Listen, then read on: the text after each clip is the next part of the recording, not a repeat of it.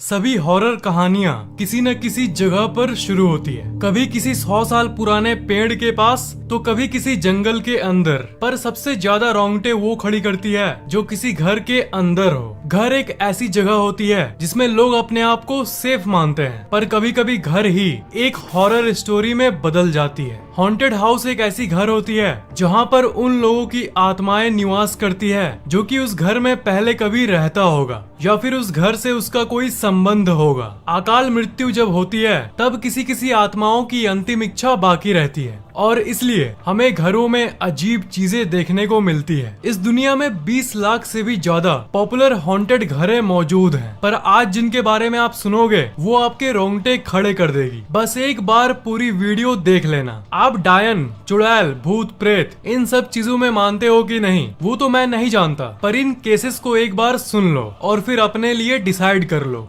Number 5, रोज hall, Montague बे, Jamaica. ये घर साल 1770 में बना था और इसमें जॉन पाल्मर और उनकी वाइफ एनी पाल्मर रहती थी। पर ये जो एनी पाल्मर थी यही इस कहानी की सबसे खतरनाक लेडी है। जॉन ने एनी से शादी तो किया था, पर एनी का इतिहास जाने बिना।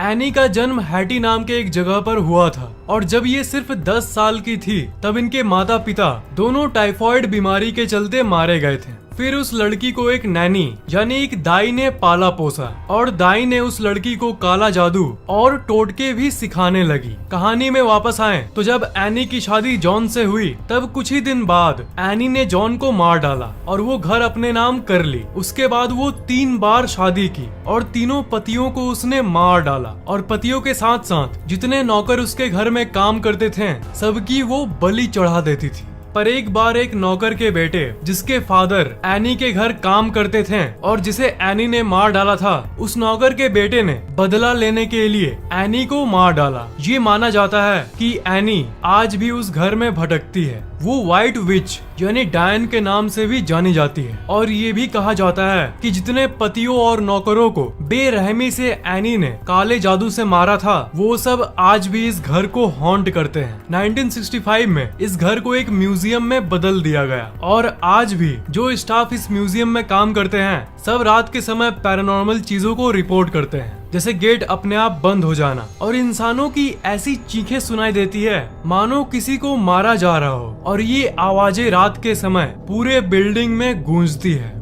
Number 4, the valley house, California. 1856 में एक बिजनेसमैन जिनका नाम था थॉमस वैली और उनकी वाइफ एना वैली, उन्होंने अपने लिए एक खूबसूरत सा घर बनाया। पर उन लोगों को ये नहीं पता था कि जिस जगह पर वो अपना घर बना रहे हैं वो एक ग्रेव यार्ड था यानी एक कब्रिस्तान था। घर बनने के बाद ये लोग उसी घर में नॉर्मली रहना शुरू कर दिए, पर फिर पैरानॉर्मल घटनाएं शुरू हो गई। थॉमस की जो सबसे छोटी बेटी थी वो हमेशा ये कहती थी कि उसे किसी की चलने की आवाजें सुनाई देती थी। कुछ दिन बाद थॉमस का एक नया बेटा जन्म लिया, पर वो जब सिर्फ 18 महीने का था तब बदकिस्मती से उसकी मौत हो गई और 1885 में वायोलेट वैली जो उनकी बेटी थी उसने भी अपने आप को गोली मारकर आत्महत्या कर लिया। मतलब इस कब्रिस्तान पर बने इस घर पे इस फैमिली के साथ हमेशा बुरा ही हुआ और धीरे धीरे करके पूरी वैले फैमिली खत्म हो गई। धीरे धीरे सबकी मौत हो गई और आखिर में थॉमस वैले और उनकी वाइफ एना वैले की भी मौत हो गई और उसके बाद जो फैमिलीज इस घर में आती सबके साथ कुछ न कुछ बुरा हो जाता। अजीब पैरानॉर्मल रिपोर्ट्स के चलते जैसे जैसे समय बीतता गया वो घर एक हॉन्टेड घर के नाम से जाना जाने लगा। उसके बाद कोई उस घर में रहने की हिम्मत नहीं किया और आखिर में उसे एक म्यूजियम में कन्वर्ट कर दिया गया। पर आज के समय में भी कई लोगों का ये कहना है कि उस घर के मालिक थॉमस वैले को आज भी कई लोग देखते हैं। एक बहुत बड़े टीवी पर्सनालिटी और एक्टर जिनका नाम है रेगिस फिल्बिन, उन्होंने भी इस घर को विजिट किया था एडवेंचर के लिए क्योंकि ये आत्माओं को नहीं मानते थे। पर जब वो वापस आए तब वो शौक में थे। उन्होंने ये कहा कि उन्होंने थॉमस वैली की वाइफ एना वैली को देखा, जिनकी कहानियां वो सुनते आ रहे थे उसे उन्होंने अपनी आंखों से देखा। उन्होंने कहा कि रात को अचानक से वो उनके सामने आ गई और थोड़ी देर बाद गायब भी हो गई। उन्होंने सीरियसली पब्लिक में ये कह डाला कि आज के बाद मैं उस घर के तरफ कभी देखूंगा भी नहीं। रेगिस ने ये कहा था कि ज्यादातर लोग इन चीजों में यकीन नहीं करते हैं क्योंकि उन्होंने कभी ऐसी चीजों को देखा ही नहीं, पर मैं दावे के साथ कह सकता हूँ कि उस घर में कुछ अजीब जरूर था। एक कॉमेडियन जिनका नाम है टॉम ग्रीन, वो भी इस घर में एक बार रात गुजारने के लिए गए थे, ये देखने के लिए कि क्या होता है इस घर में। ये उस समय यूएस की सबसे हॉन्टेड हाउसेस में से एक था, इसलिए एडवेंचर और थ्रिल के लिए ये फेमस लोग उसमें जाते थे। टॉम ग्रीन ने ये कहा कि किसी बच्चे की चिल्लाने की आवाज उन्हें इस घर में सुनाई दे रही थी और बहुत डरावनी और अजीब आवाजें उस घर में गूंजती थी। उस समय जब वेले फैमिली जिंदा थी तब उनके पास एक डॉग था जिसका नाम था डॉली। तो आज के समय में जितने लोगों ने इस घर में विजिट किया है उनमें से कुछ लोगों ने एक डॉग को भी घूमते हुए देखा है जो रैंडमली अपीयर होता था और गायब भी हो जाता था। Number 3, बॉर्ली रेक्टोरी, England. बॉर्ली रेक्टोरी को इंग्लैंड की सबसे हॉन्टेड हाउस भी माना जाता है। इस घर में आज तक बहुत सारे परिवार रह चुके हैं। सभी परिवारों ने कई रोंगटे खड़े कर देने वाली इंसिडेंट्स को रिपोर्ट किया है। इस घर में हर फैमिली को हंसते हुए बच्चों की आवाजें, गाते हुए और चिल्लाते हुए लोगों की आवाजें सुनाई देती आई है। बहुत सारे विजुअल्स यानी आंखों से देखे जाने वाले फिगर्स को भी इन्होंने देखा है और पावरफुल अदृश्य ताकतों को भी अनुभव किया है। और सबसे अजीब घटना है मैसेज ऑन द वॉल्स, मतलब इस घर के दीवार पर मैसेज लिखा हुआ मिलता है, जैसे गो अवे मतलब चले जाओ या फिर लीव दिस हाउस यानी इस घर को छोड़ दो। ये घर सबसे पहले एक प्रीस्ट का हुआ करता था जो अपनी फैमिली के साथ रहता था, मतलब ये प्रीस्ट वाली फैमिली इस घर की सबसे पहली रेसिडेंट थी। इन्होंने ये रिपोर्ट किया कि पैरानॉर्मल घटनाओं की शुरुआत हुई फुटस्टेप्स यानी चलने की आवाजों से। मतलब जब ये रात को सो रहे होते थे तभी दूसरे रूम से ऐसी आवाजें आती थी जैसे मानो कोई चल रहा हो या दौड़ रहा हो, और इन्हें घर में बहुत सारे नन दिखाई देती थी जो कि दिखती थी और गायब हो जाती थी। इन्हीं घटनाओं के चलते उस फैमिली ने इस घर को छोड़ दिया, पर बाद में नए नए फैमिलीज आकर इस घर में रहने लगे जो कि आत्माओं पर यकीन नहीं करती थी, पर बाद में उन्हें भी ये घर छोड़ना पड़ा। और इन्हीं रिपोर्ट्स के चलते 1937 आते आते ये घर वैकेंट यानी खाली हो गया और एक हॉन्टेड जगह के नाम से प्रसिद्ध हो गया। उस समय एक बहुत फेमस पैरानॉर्मल रिसर्चर थे जिनका नाम था हैरी प्रिंस। वो बहुत दिनों से इस घर के रिसर्च में लगे हुए थे। तभी जब ये घर खाली हुआ तब इन्होंने इस घर में पूरे 1 साल रहने का तय किया। इन्होंने ये तय किया कि 1 साल तक ये इस घर में रहकर इसकी सच्चाई पता करेंगे और अपने अनुभव दुनिया के साथ शेयर करेंगे। इनके साथ भी बहुत डरावनी घटनाएं हुई। एक बार एक आत्मा इनके सपने में आकर इनको ये बताई कि ये घर राख में बदल जाएगा और एक नन जिसकी मौत हुई थी इस घर में, उसके शरीर की एक पार्ट जमीन के अंदर से बाहर निकलेगी। ये सपना बहुत अजीब था और ज्यादा मतलब नहीं बना रहा था, पर ये डरावना था और सच था कि नहीं ये तो हैरी को भी नहीं पता था। पूरे 1 साल में सबसे ज्यादा अमेजमेंट और परेशानी इन्हें उस सपने से ही हुई। पर 1939 तक इस घर को कुछ नहीं हुआ और न ही किसी तरह का बॉडी पार्ट पाया गया, क्योंकि 2 साल बीत गए थे और घर को कुछ नहीं हुआ था। इसलिए उस सपने को एक बिना मतलब वाला सपना मानकर वो इस घर पर से ध्यान हटाकर दूसरे हॉन्टेड घरों के इंस्पेक्शन में चले गए। वक्त बीतता गया और 1939 में एक नया आदमी इस घर में रहने लगा। एक दिन अचानक इस घर के एक रूम में आग लग गई और आपको यकीन नहीं होगा कि राख के अंदर से हड्डियां पाई गई। वो हड्डियां उस नन की थी कि नहीं या किसी और की, ये कोई नहीं जान सका। उसके बाद उस घर के रूम को रिकंस्ट्रक्ट कर दिया गया, मतलब जो छोटा रूम जल गया था उस जगह नया रूम बनवा दिया गया और उन हड्डियों को अच्छे तरह से बरी कर दिया गया, मतलब दूर के एक बड़े कब्रिस्तान में प्रॉपर बरियल कर दिया गया ताकि उस नन की आत्मा को शांति मिले। उसके बाद आप मानो या ना मानो इस घर में भूतिया घटनाएं रुक गई और सब कुछ नॉर्मल हो गया। पर कुछ सालों बाद फिर जो फैमिलीज आई उसे एक नन तो परेशान नहीं कर रही थी, पर और कई तरह के स्पिरिट्स की घटनाएं उन नए परिवारों ने रिपोर्ट किया। इसलिए इन्वेस्टिगेटर्स का तो यही मानना है कि यहाँ एक नहीं बहुत सारे आत्माएं रहती है और ये घर आज भी हॉन्टेड है। Number 2, Monte Christo homestead house, Australia. ये पूरे ऑस्ट्रेलिया देश की सबसे हॉन्टेड घर है और इस घर में अजीब हैपनिंग्स तब से होती आ रही है जब से ये बना था। इस घर को 1885 में बनाया गया था और तभी से इसमें हॉन्टेड एक्टिविटीज होती आई है। क्रॉले परिवार इस घर में रहने वाला सबसे पहला परिवार था और इन्होंने बहुत वियर्ड हैपनिंग्स को अनुभव किया था।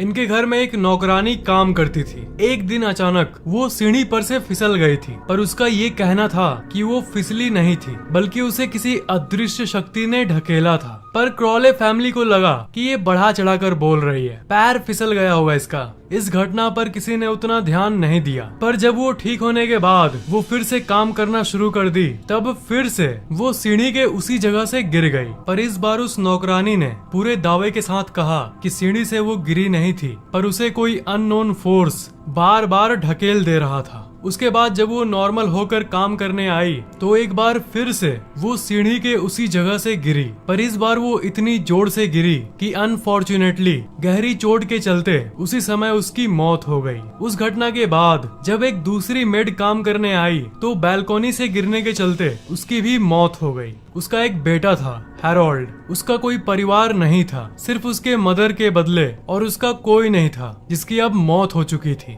तो फिर घर वालों ने इंसानियत के नाते उसके बेटे को रख लिया, पर एक एक्सीडेंट के चलते उसकी दिमागी हालत बिगड़ गई और वो मेंटली पागल हो गया और उसे घर के पीछे एक छोटे रूम में बांध कर रख दिया गया। घर वालों ने ये तय किया कि अगर कुछ दिनों में ये ट्रीटमेंट से ठीक नहीं हुआ तो इसे मेंटल हॉस्पिटल भेज दिया जाएगा। वो लड़का हर रात को किसी उल्फ जैसी आवाजें निकालता था और लोकल लोगों को ये लगता था कि घर के पीछे किसी मॉन्स्टर को रखा गया है। बाद में ठीक न होने के चलते उसे एक मेंटल हॉस्पिटल में भेज दिया गया और मेंटल हॉस्पिटल में जाने के कुछ दिनों बाद ही उसकी मौत हो गई। पर अजीब बात यह है कि आज के समय में भी हर रात भेड़िए जैसी आवाज लोकल लोगों को सुनाई देती है। और ये अजीब चीजें सिर्फ तभी तक नहीं चली जब तक क्रॉली फैमिली इस घर में थी। उसके बाद भी कई दूसरे परिवार इस घर में रहने आए। क्रॉली ने इस घर को कम दाम में एक दूसरे फैमिली को बेच दिया था और वजह वही थी, रात को घर के पीछे से आने वाली भेड़िए की आवाज, जो कि उस पागल लड़के के मरने के बाद भी आती थी। 1948 में जब एक नया परिवार इस घर में आया, आने के कुछ दिनों बाद ही उस परिवार के साथ अजीब घटनाएं होनी शुरू हो गई। आवाजें सुनाई देना तो कॉमन बात हो गई थी, पर हद तब हो गई जब एक दिन उस परिवार का एक सदस्य मरा हुआ मिला और उसे किसने मारा आज तक कोई नहीं जान सका। उसके बाद जो फैमिलीज आई उन्होंने भी कई तरह के परछाइयों को देखा। सभी ने घरों के अंदर लाइट्स और अदृश्य ताकतों को महसूस किया। बाद में जितने फैमिलीज आई वो इस घर की इतिहास सुनते ही इस घर को छोड़ देती थी। जो भी इस घर में जाता वो कुछ ही दिनों में इस घर को छोड़कर चला जाता। और आज की बात करें तो आज इसमें कोई रहता तो नहीं, पर ये घर आज भी ठीक उसी जगह पर खड़ा है।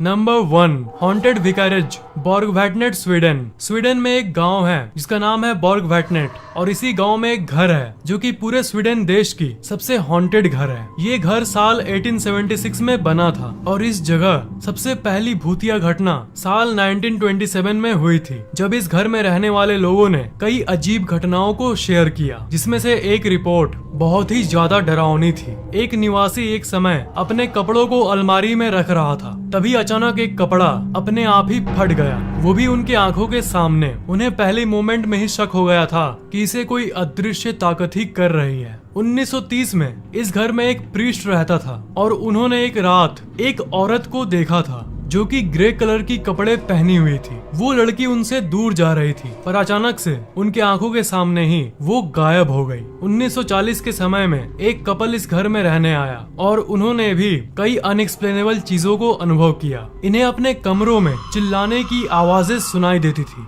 और कमरे का सामान अपने आप ही हिलने लगता था। इस घर में इन कपल्स के बदले और कोई भी नहीं रहता था, पर एक सुबह उठकर इन्होंने ये देखा कि अलमारी रूम के एक कोने से दूसरे कोने में चली गई है और उसके अंदर के सारे कपड़े फटे हुए हैं। उस कपल से मिलने एक बार एक गेस्ट आई थी। रात को वो गेस्ट रूम में सो रही थी। तभी रात को 2:30 बजे के करीब उसकी नींद टूटी और उसने देखा कि 3 चुड़ैल जैसी दिखने वाली फिगर्स उस औरत के तरफ देख रही थी। तुरंत उसने लैंप जलाया, तब भी वो 3 फिगर्स इस औरत को देख ही रही थी। उसने चिल्लाने की कोशिश की पर उसके मुंह से आवाज नहीं निकल रही थी। पर कुछ सेकंड्स बाद ही पलक झपकाते ही वो 3 फिगर्स गायब हो गई थी और उसकी आवाज भी नॉर्मल हो गई। ऐसी अजीब घटनाएं इस घर में होती थी। 1945 के समय में एरिक नाम का एक व्यक्ति उस घर में अपने एक्सपीरियंसेस को एक जर्नल मतलब अपने डायरी में लिखने आया कि इस घर में आखिर है क्या। उसने ये अनुभव किया कि जिस चेयर पर बैठकर वो अपने अनुभव लिख रहा था उसी चेयर को किसी ने पीछे से ढकेल दिया और वो मुंह के बल नीचे गिर गया। पर उस घर में तो वो उस समय अकेला था, तो आखिर चेयर को किसने ठेला था। उस घटना के बाद वो तुरंत उस घर से भाग गया और फिर उसने कभी उस घर में जाने का सोचा भी नहीं। आज के समय में उसमें कोई नहीं रहता, पर जिसके नाम वो घर है वो उस घर को एक पब्लिक गेस्ट हाउस के रूप में बदल दिया है। हालांकि कुछ ही लोग इस घर में एडवेंचर के लिए रात में रुकते हैं, पर बाहर से इसे देखने के लिए कई लोग जाते हैं। और जो इस घर में एक रात रुकने की हिम्मत करता है और एक पूरी रात स्पेंड करता है, उसे एक ओवरनाइट स्टे सर्टिफिकेट भी मिलता है। तो अगर साइंस के नजर से इन घटनाओं को एनालाइज करें तो ये केसेस आज भी अनसॉल्व्ड और अनएक्सप्लेनेबल हैं। इत्तेफाक एक बार होता है, बार बार नहीं। पैरानॉर्मल इन्वेस्टिगेटर्स कई तरह के साइंटिफिक टूल्स यूज करते हैं, जैसे EVP, EMF meter, motion sensor, 3D mapping camera, digital thermometer, thermal camera और भी बहुत कुछ। मतलब ये है science of ghosts, tools to detect entities. इसलिए हमें भूत और आत्माओं को नेग्लेक्ट करने के बदले, नकार देने के बदले इन्हें एक साइंटिफिक तरीके से समझने की कोशिश करनी चाहिए। टेक्नोलॉजी, साइंस और रोबोट्स की इस दुनिया में आज भी ऐसी कई पैरानॉर्मल चीजें हैं जो कि विज्ञान के परे है। अगर आपको वीडियो इंटरेस्टिंग लगा तो नीचे कमेंट करना मत भूलना। इस वीडियो को लाइक करना बिल्कुल भी मत भूलना और शेयर जरूर कर देना। और अभी तक सब्सक्राइब नहीं किए हो तो सब्सक्राइब जरूर कर लेना और बेल आइकन को तो भूलना ही मत, उसे जरूर दबा देना।